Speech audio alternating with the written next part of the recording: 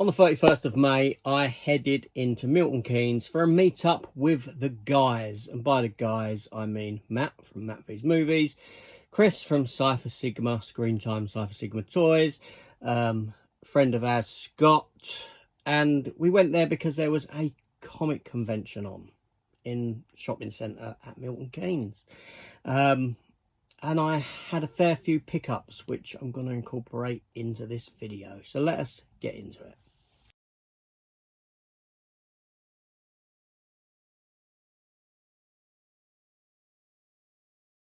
Hello everyone and welcome back to the channel. So as I'm filming this, it is the 1st of June. So whenever this airs, I don't know. But on the 31st of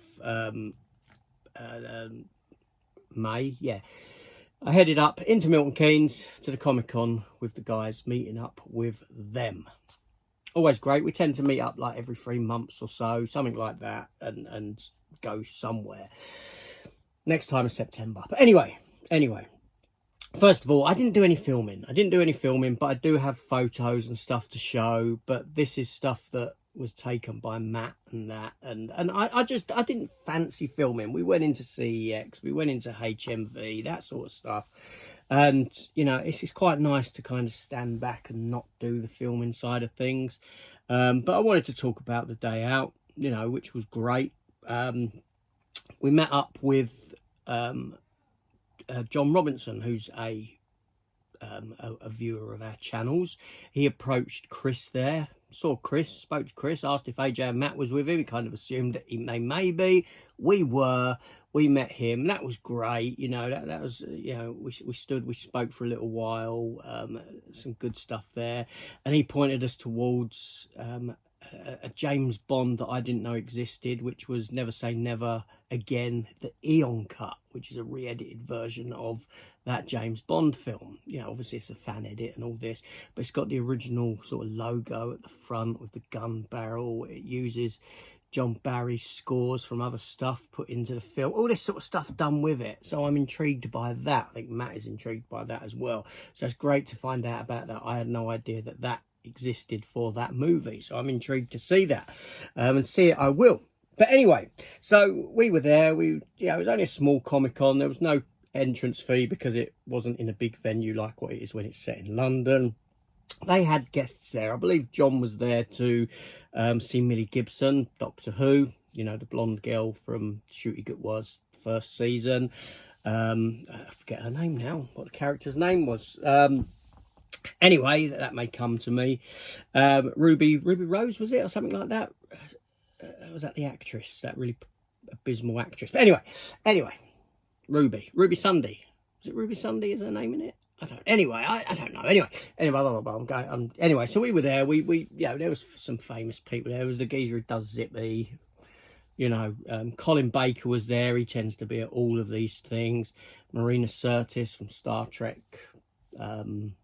Next Generation, Deanna Troi, she tends to be at all of these things. Robert Llewellyn, Creighton, was there, Red the Wolf, and Christopher Lambert was there. We saw Christopher Lambert. Obviously, I don't chase autographs or anything like that, so I'm happy to say, oh, look, there's Christopher Lambert. He looks old. He looked really, really old. He looked, you know, he was huffing and puffing. He was there as he was signing. It was like that. It is, you know, I think we'd established that by looking that he'd recently been in hospital, had surgery or something like that. So it may have been that which was impacting him. He had a baseball cap on.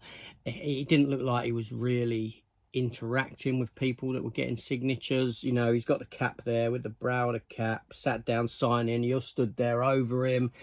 He's not even looking up at you. He's got the cap there. He can't, you know. Robert Llewellyn, he was having a great time. He was talking to people, interacting with them, all that sort of stuff, which was great. But Christopher Lambert, poor guy, just looked very old for his age, and you know what I mean. I know he's got sight problems as well. He did when he filmed Highlander. So anyway, you know, that's that. They had the big Batmobile there. You know, the 1989 Tim Burton Batmobile, which was great, you know, to see that car in the flesh. Never seen that one in the flesh before, you know, so that was great. That was like the highlight. That was the highlight of the Comic-Con for me, seeing that and having photos next to that, which Matt took. Great stuff. So yeah, you know, we went round the stalls and all that. Now I don't usually, you know, these things, when I pick something up, I'm generally picking something up for the sake of picking something up because I'm there. So I felt like I didn't need to pick anything up, walking around looking. You know, it's great for Chris, all these toys and that, and you know, toy vendors and that, and he collects toys and looking for bits that he needs and all this. You know, I can see the appeal in that if that was me. Same as if I was trying to get old comic books, flicking through all the boxes, but I don't do that anymore. So I kind of withheld from purchasing anything.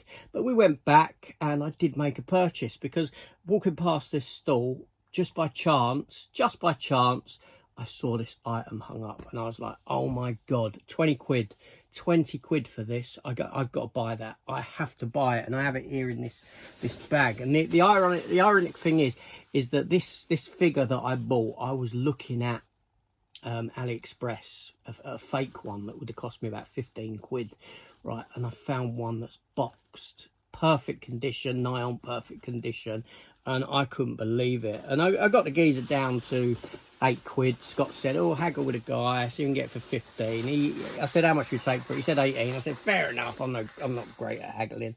But I got it for £18, and it is this figure here, and I can't believe the condition of this, and yeah, it's great. I'm so excited.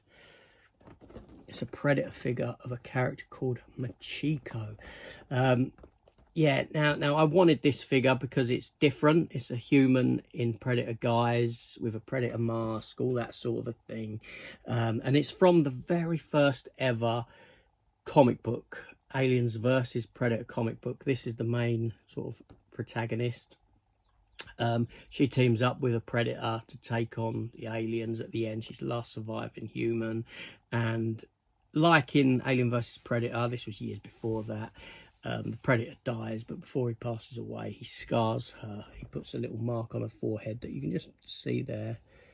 Same mark as what is done to her cheek in the film, and this tells other Predators when they come that this girl has been deemed worthy of the hunt, so to speak. So they take her in the follow-up comic book. They take her in. She's taken into their clan, where she's kind of bullied and things like that because she's not a Predator. But you know, and she gets all this Predator attire, garb, and yeah, it was. I couldn't believe that they had this there in this condition, and 20 quid. Seriously, on eBay, these are like 40-50 quid for this figure. And look at the condition. I'm so pleased with that. I'm so pleased.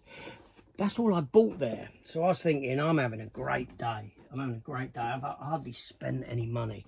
We went for something to eat. Chris, you know, what we do is generally when we go to one another's locations, you know, like when the guys come to London, I treat them to take them out for something to eat, treat them, and it's done in the varied locations that we go by whoever's sort of hosting the meet, shall we say, whoever's patch it is on. So, you know, I had this lovely tigerine curry. You know, it was gorgeous. It really was. I loved it. Thank you, Chris, for that. Fantastic. But anyway, so then the day was over and off we headed home. But not before I was gifted a couple of bits. I'll show you them first before the other pickups and what happened with me. So first of all, Matt asked if I wanted this. I said yes. It's a little Doctor Who Supreme Dalek with a little booklet. It's one of those little things. You get loads of these little things. I've got Jaws ones and stuff like that. And you can see it lights up in the eye stalk blue. And it's chatting something in Dalek. I can't make out. I think we need new, fresher batteries in it. But yeah, that's a nice little collectible there. And you get a little booklet with it as well. You can get loads of these little things. You can get like Star Trek ones. I've got a few of them, you know, like I said. I've got like, yeah, Jaws one. I can't remember what other ones I've got. But I've got a few of them. That's that there. So thank you, Matt, for that.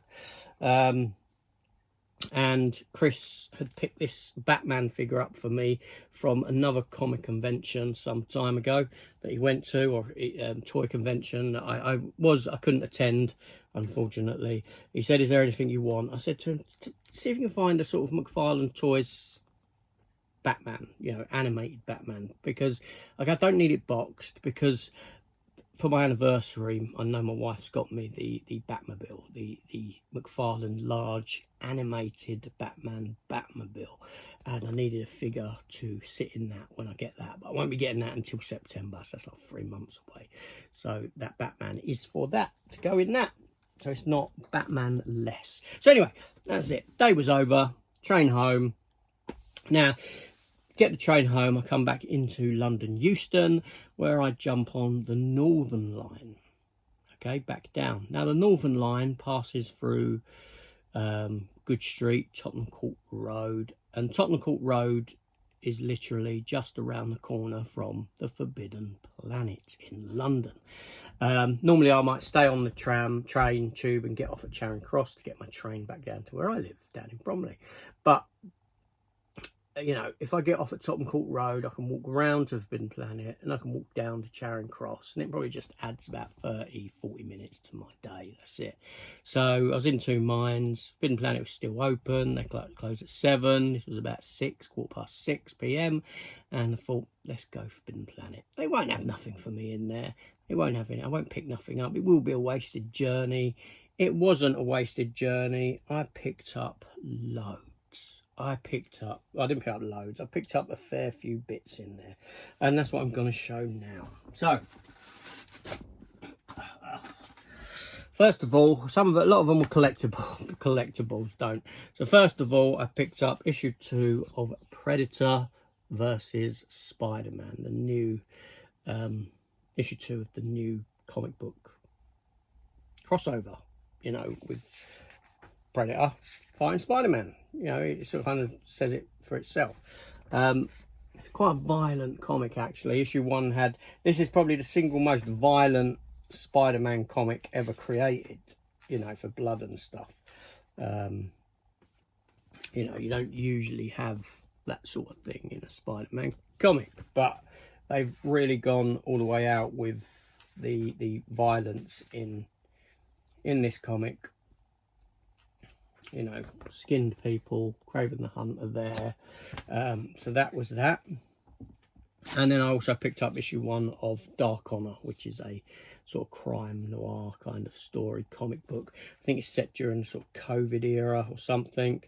I know a little bit about it, as in read about it, and I thought I would give it a try. So I picked that up as well.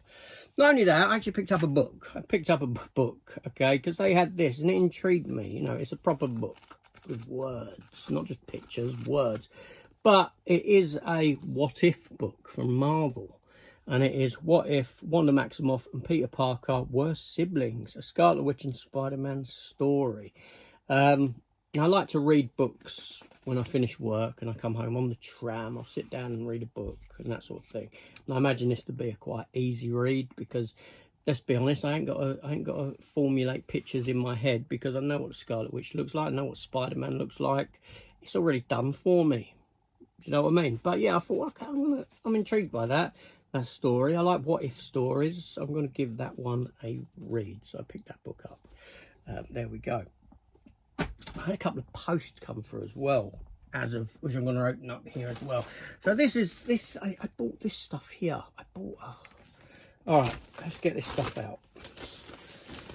Okay, to be fair, one of the items, the most expensive item in here, I had on pre-order anyway, but the pre-order didn't have it out until July, but the Forbidden Planet had it, so I picked it up. I'm going to get these out one at a time. Prices are on them, so I'm not hiding that sort of thing. So first up, you know, this was just a sort of thingy buy, because, you know, I like Jaws, my favourite film ever, and this little thing cost me £7, which is expensive for what it is, but do you know what I mean? I thought, why not? Let's get that off. And it's a mini tubs. It's called mini tubs. And it's like a little rubber ducky in in a Jaws outfit, so to speak, as you can see, like so. Little rubber ducks inside. So I thought, why not, you know, yeah, I've got some Jaws memorabilia, Jaws, you know, there's loads of different ones of these. There's like, you know, Gremlins, all Slimer and Ghostbusters. I didn't really look, I just, oh, there's a Jaws one. Should I get the Jaws one, sort of thing? So I did, I picked up the Jaws one. Yeah, silly. But there we go. Quite like that. Just as a little Jaws piece of tat. Then we have for a tenner, I picked up from Jada Toys, who does the cars. Now I have a wealth of cars. You know, I have Nightmare on Elm Street car, I have the Mad Max cars, I have Back to the Future cars, all things like that on the shelves around the corner. And they had this little one here, and it is Optimus Prime, die-cast Optimus Prime, but as the Ghostbusters mix up of him and the Ghostbusters, you know, symbol truck colours, Ecto-1. And they had an Ecto-1 in red as well. I didn't really want that, you know, more Optimus Prime colours, but I thought, you know, I like Optimus Prime. Don't really like Ecto-1 too much beyond it being a Ghostbusters car. But yeah, I thought that was, yeah, quite sort of unique, and I got that for that. But it didn't stop there, because then I saw this. It cost me £17, and it's a limited edition collector's vinyl. Not that that means anything. Todd Mods from Todd McFarlane Toys, and it is this King Shark figure, like so, like with the big fists, which kind of works for King Shark. They had other ones, Batman like it, and he was like, he had big fists, and that's very stylized.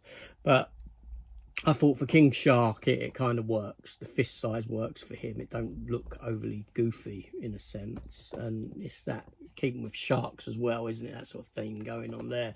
So yeah, I picked that up. There was Swamp Thing, and someone else as well. I can't remember who the other one was, but there we go. There was that as well. But that one thing that I picked up, that this is what I had pre-ordered with Amazon, which ain't out for another month according to them as a release. But Forbidden Planet had it in their cabinet. I saw it and I said, can I take one of them? I want one of them. And I cancelled the pre-order I had with Amazon, obviously.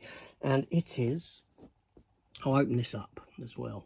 £33, same price as what it was on Amazon. Mr. Freeze, Batman and Robin, Black Light Edition figure. Now, when McFarlane Toys released the Batman and Robin, Batman, Batgirl, Poison Ivy, they had a Build-A-Figure in, which was for Mr. Freeze, and a lot of them, I always wished I'd got them all to build Mr. Freeze, but it's very expensive. Some of them figures go for a lot of money. But then, lo and behold, they've released a solo Mr. Freeze. So we're going to open that up and take a look at it.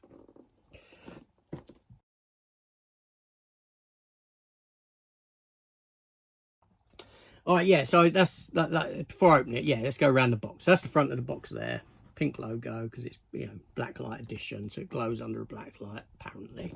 There's the spine of the box. DC on top, like so. There's a scan me code there. There's the back with Mr. Freeze. So let me find a way of getting into this.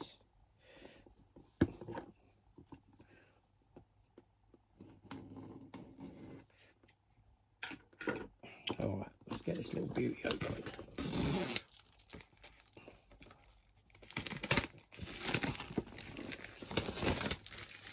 Right, that's great. Get this rubbish down. So let's open this little one up, this figure. Open it up like so. Okay, so they couldn't really use the likeness of Arnie on these. I know that. Well, that's not too far off. It ain't too bad, I don't think. I don't think it's too bad there, actually. What they've done, what they've come up with. You get obviously a holder with the card on it for you to prop up, and you got your figure there. I'm not going to get the figure out. You got his gun as well at the bottom. So there we have, yeah. That's pretty sweet. That's pretty sweet. I will get him out at some point, but not today. I don't know how he stands against the builder figure, whether the builder figure was bigger or smaller. Probably maybe a little bit bigger, but you know, he's pretty sweet. I know he's more purple than silver. That's because of the black light impact and all that sort of stuff on him. But they gave him a bit of a different color than what he has in the film. But that's still a pretty cool figure that I really did want. I really did. So there we go. Authenticated and limited edition to 6,550 pieces apparently. So that's pretty sweet. Anyway, I've got two other items here, and these other bits came through the post. Okay, so I don't pick up many of these anymore, but this one here dropped to £10, and I'd ordered it before I went out and bought this stuff from Forbidden Planet. Had I bought this stuff from Forbidden Planet first, I probably wouldn't have looked and bought this, but I did. And it is a new, well, ain't new, but it's another Master of the Universe He-Man, Battle Armor He-Man for my collection of Masterverse figures that I have, which I do like. Now, like I said, this was £10.